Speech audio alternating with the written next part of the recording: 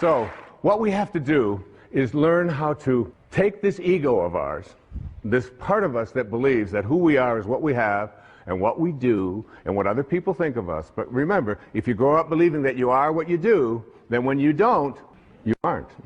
And if you believe that you are what you have, when it's gone, you aren't. And if you believe that you are what other people think of you, your reputation, which we raise people to believe, I have to be concerned with what other people think of me. Take this ego and retrain it. And one of the ways that you do to retrain it is, first, you take this idea that the ego has of fear. What are you afraid of? Anybody out there, what are you afraid of? Shift from fear to curiosity. Become curious about what you're afraid of. That's what Lao Tzu taught me. Become curious about what you're afraid of. You're afraid of flying? Get curious about that. Get interested in that. You're afraid of snakes, you're afraid of disapproval, you're afraid. Just shift from fear and say, I'm going to become more curious about what I'm afraid of. And then take all of the things that you're attached to, like all of your photographs, like all of your furniture, like all of your clothing, like all of the stuff that you find so much attachment to, and start letting it go. Start letting it go. You know, the day that I turned that key on May the 11th in 2006, I didn't even know where it was going. I just knew there was a shift taking place. I felt freer than I'd ever felt, I think, in my life. In my mid-60s, out there on a whole new adventure. And here we are talking about it on national television, on PBS. Take that idea that you have to be attached to things and know that you came in with nothing, with no thing. And you're going to leave with nothing, with no thing. And understand that your life is a parenthesis in eternity. Live there without attachments. And then take your need to be in control of yourself, of others, of the situation, and shift from control to trust. Begin to have a trust. Lao Tzu is profound about this, and each one of the 81 verses, it comes up about 60 times as you look at letting go and letting God, allowing yourself to trust in your nature, allowing yourself to no longer believe that everything has to be controlled by me, and that other people no longer have to be in control of me as well. Begin to trust. Just like you did for the first 9 months. You trusted. Your nose showed up. Your height showed up. Your eyes showed up. Whatever. It all showed up. It's all perfect. It's all divine. So why not wander through your life and have this wonderful, peaceful knowing that it's all fine? And finally, shift from your sense of entitlement. Nobody can treat me that way. I'm entitled to have this. Well, I paid for that. I let go. I mean, that in 1 year, I let go of all of my entitlements. I don't feel I'm entitled to anything. I'm just here. Shift from entitlements to radical humility. Lao Tzu speaks about it so often. Stay humble. Stay low. The greatest leaders are the ones who do the least. The ones who stay back and just model and allow. And at the end of the day, in one of the verses of the Tao, it says, the people will say, we did it ourselves. We did it ourselves. In verse 49 of the Tao Te Ching, here's an exact quote. The sage is kind to the kind and kind to the unkind, because the nature of his being is kindness. And also, be wise and help all beings impartially, abandoning none. You know what I do? Just before I did this program, I have to admit I was nervous. I was humbled by it. Like, who are you, Wayne Dyer? Who are you to read the Tao and believe that you can interpret it on television and interpret it in a book and spend a year and say, like, I got real humble with that. And you know what I say? Tao, which is just another word for God, or Source, or Krishna, or Allah, or whatever you want to call it, guide me. Guide me now.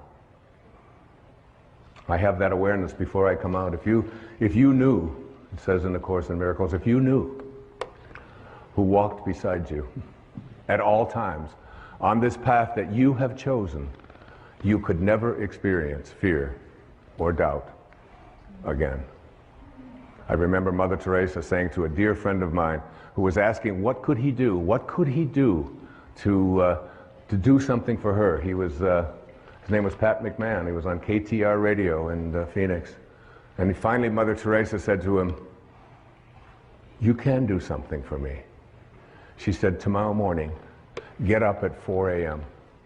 and go out onto the streets of Phoenix and find someone who's living there who believes that he's alone, and convince him that he's not." That's what you can do. That's how saints talk. That's how Lao Tzu spoke. Okay, let's go on to the next thought. To change. So you're changing from not trusting in your nature to trusting in your nature. You change your thought from "I need more" to what I call living contentment. What is this thing about more? It's the mantra of the ego, isn't it? I have to have more. I have to collect more stuff. I have to have more friends. I have to have more money. It's more, more, more, more, more. When where you came from nowhere. You don't need anything. It's a continuous bombardment that we are all exposed to in this whole world of believing that we have to have more. It's one of the reasons why I love public television so much. You don't see ads on PBS. You don't have to be constantly exposed to the idea that you have to have more and you have to get more, and if you don't have this, then you're not complete, and so on. So we get bombarded with this idea of attracting more. And Lao Tzu says, live contentment. Live in a state of being contented. Here's verse 81, the last verse of the Tao Te Ching. My favorite translation of it, and I put it right into the book. Sages do not accumulate anything, but give everything to others. Having more, the more they give. It's a great lesson. My son Sands, who's, we're very, very close. We just spent a couple of months together over in Maui, just being together, just being. It was a divine time. And he came home with, it was last summer, he came home with 4 t-shirts that he loved. And I said, well, honey, I said, which one do you like the best?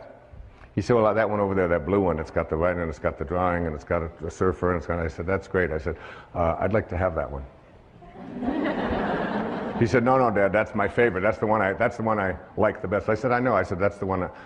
Would you mind if I had that one? He said, I would mind a lot if you had that one. He said, maybe you can have one. I'm not so crazy about this one over here. I said, so you're going to give me something you don't like? I said, that's the one. I love that because we have the same taste. Could I have that one?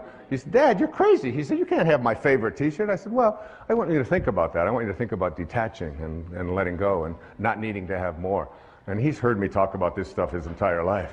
So finally, he just, I went in and I tried it on and I said, this thing looks so great.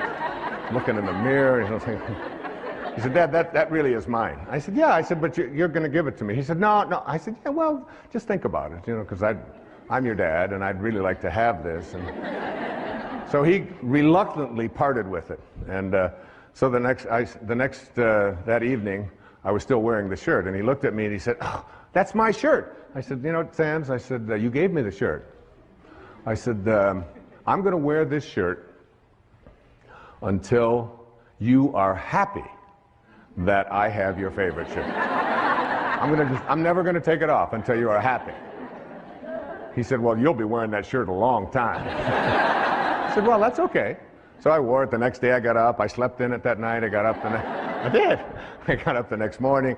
I put it on, and that Sands would come in and he'd look at me. I said, oh, you're still not happy that you gave me something that you really love, because this is what it really means to be a sage. This is what it means to be a divine being, to be someone who's willing to depart with not the things they don't like, but what they do like. I wore it the next day. I wore it the next day. I wore it for 2 weeks. Take it off only to wash it, put it right back on. 2 solid weeks. Each one of my children will tell you. Finally, one day he said, Dad, I'm so happy. I am so thrilled that you have that t-shirt. I said, oh, that's great. I can finally take this thing off. I'm going to just give it away. But it's like, what a great lesson in that. The idea that you take, there's a rule, it's called the 80-20 rule. And in the 80-20 rule, it says, Everything that you have, all of your stuff, 20% of it is what you use. All of your clothes in your closet, 20%. You just keep using the same 20% over and over. 80% of the clothing that you have in your closet, for so many people, is something that you never use, you don't wear. You look at it, you store it, you think, well, there might come a day, oh, I can't part with that, even though you've been carting it around. Every time you move it and you put it. Take the 80% that you don't use, says Lao Tzu, and give it away. Give it away. Lao Tzu said that when your cup is full, stop pouring. When your cup is full, stop pouring. We have an obesity crisis in the United States, in the Western world. The obesity crisis can be handled if you just read the Tao. If you realize, in verse 33, it says, if you realize you have enough, you are truly rich. If you could just learn something called portion control, where you just take a bite and you say, is my cup full? Stop pouring. Stop pouring. In other words, instead of filling yourself with that which is already a surplus, in the Tao it teaches us to take surpluses and to reduce them, and to take deficiencies and increase them, so that we create balance in our lives, to be in balance. You can take the jewelry that you don't use. You can take the clothing, and then once you've given away the 80% that you don't use, take one of the things that you really like and practice giving that away. It's such a wonderful way. Listen to this poem. It was written by a great Persian poet named Hafiz. It says, even after all this time, the sun never says to the earth, you owe me. Just look what happens with a love like that. It lights up the whole sky. It lights up the whole sky. There's no owing. There's no owing. You don't have to be, you can practice living in a state of contentment. This was so powerful for me. You just can't imagine how good it felt for one entire year to walk through every day and say, I'm content. I'm content. I start out every morning of my life. The first words, Hafiz says, that if there's only one prayer that you say every day, make it thank you. Just say thank you. That's how I start. Wake up, thank you, God. Thank you. Thank you, Source. Thank you, Tao. Whatever you want to call. The opening line of the Tao says, the Tao that can be named is not the Tao. As soon as you put a name on it, it dissolves. There's no name for it. It's just endlessly, invisibly, constantly in a state of creating out of a state of love. The next thought that the Tao teaches us to change. Change your thoughts. Change your life. You really do. See, so much of the previous PBS specials that I've done on inspiration and intention, these were teaching people generically how to think differently. What Lao Tzu taught me was what to specifically think in place of thinking that. Instead of thinking that I don't trust my nature, he said, trust your nature. Instead of saying, I need more, he said, you need less. More is less. That comes right out of the Tao. Next thought. Move from thinking in a rigid way to thinking and being flexible, soft, and allowing. From rigidity to softness. What a wonderful transformation that is. I was standing looking at, with my son Sands, and we were on Maui, and we were looking at water. As water was going against some rocks and some cliffs and so on. And in these pictures, in this moment, I said to my son, I said, which do you think is stronger? The water or the cliff? The water or the rocks? Which one do you think is more powerful and stronger? And he said, well, he said the rocks, obviously they're stronger and they're bigger and all. I said, water is very, very patient, isn't it? How much chance do those rocks have if they want to survive? I mean, what chance do they have? That would, and Lao Tzu is speaking to us about understanding our nature by examining how nature works and then making it apply to our thoughts. So that a soft thought, a thought that isn't a rigid thought, a thought that doesn't say, you have to be this way or you have to be that way, a thought that is not stiff, a thought that water, there are so many references to water and what we can learn from water. You're 75% water. The planet is 75% water. We are water. The rest of us is just muscled water. It's all water. And water is soft. Water can enter anywhere. You get into a conflict with somebody else, and you picture yourself as water. You can enter with water in any place that there's an opening. If you can visualize yourself as a being who moves into the space of water, if you can see yourself that way, you can just enter into those places in the people that you love, in your children, in your spouse, in anyone at all, and enter there softly. Here's verse 8.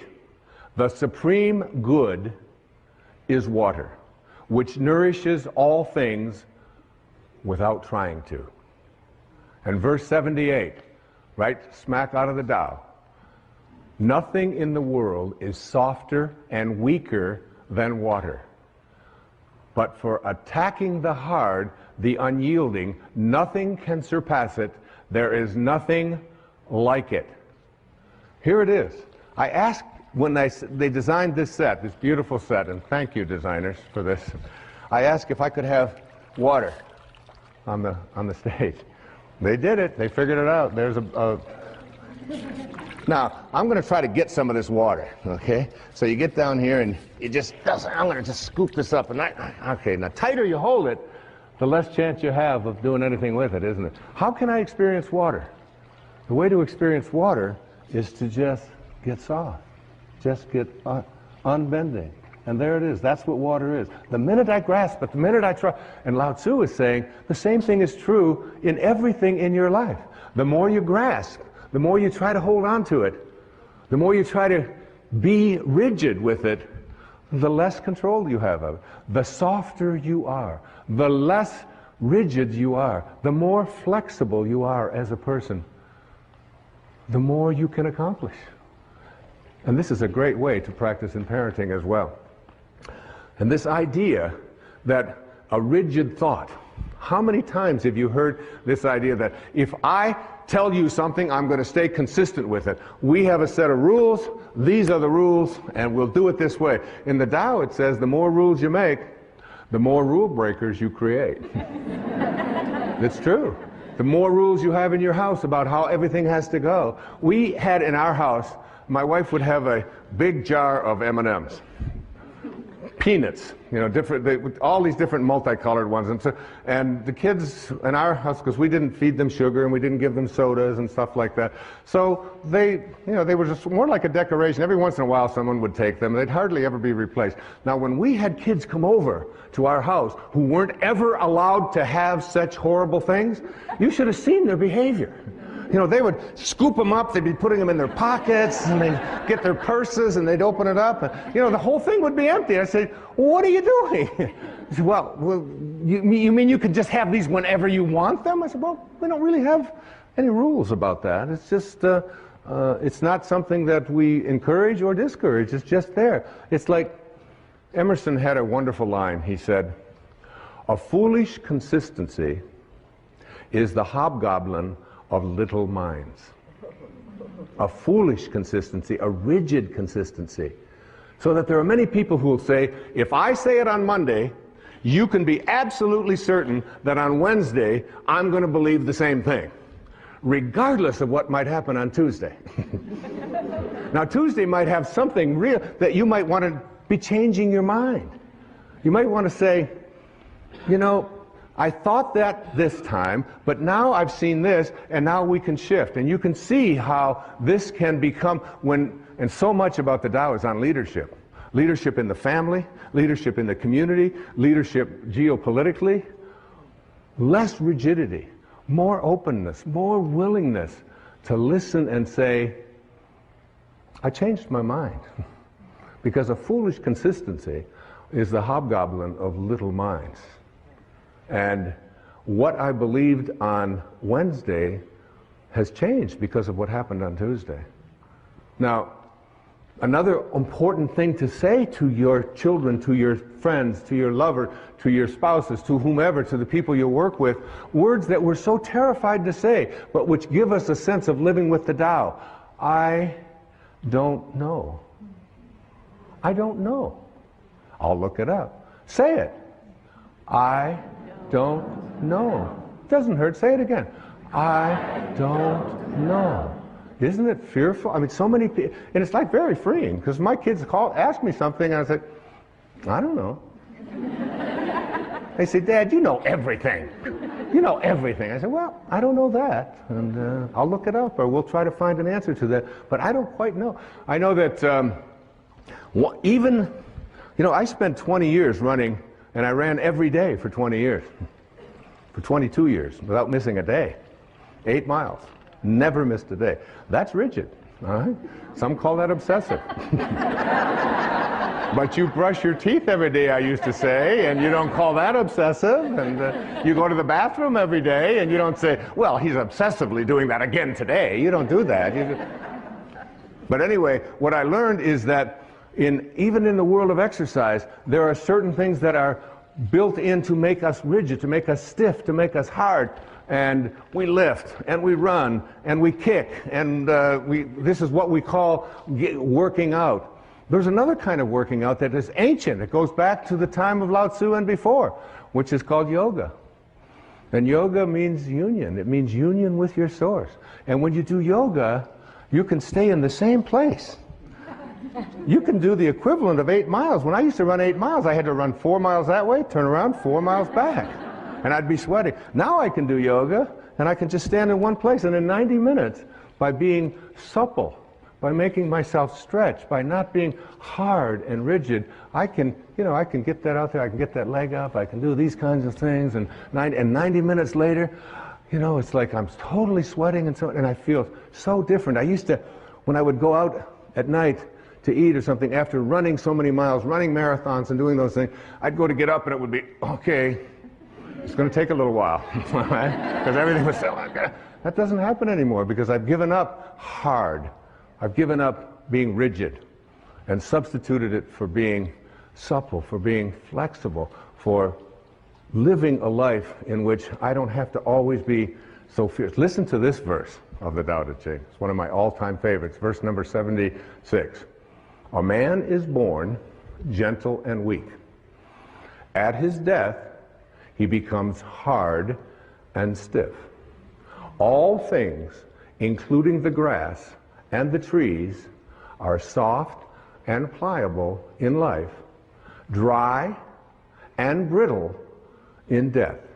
Stiffness is thus a companion in death. Flexibility is a companion in life. And it's not just for how you exercise, it's how you think.